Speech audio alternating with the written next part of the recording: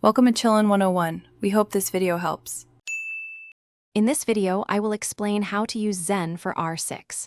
First, connect your Zen device to your personal computer using the provided micro USB cable.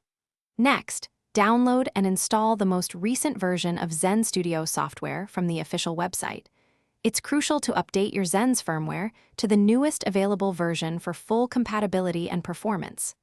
Finally, ensure your gaming controller is properly recognized and compatible with the Zen device before proceeding with any further steps. This foundational setup is key. Once your Zen is set up, open Zen Studio and navigate to the Programmer tab. Here, you'll find a library of game packs and community scripts. Select a suitable Rainbow Six Siege game pack, often designed for specific weapon types or play styles. Drag and drop your chosen game pack onto one of the available memory slots on your Zen device. After loading, it's important to configure your in-game settings to precisely match the recommendations provided by the game pack for optimal performance and accuracy. To truly optimize your Zen experience in Rainbow Six Siege, several in-game adjustments are essential. Begin by setting your controller dead zones to 0 for maximum responsiveness. Next, establish a consistent in-game sensitivity, typically ranging from 25 to 30, as recommended by many game packs. Crucially, disable all controller vibration settings within the game to prevent interference.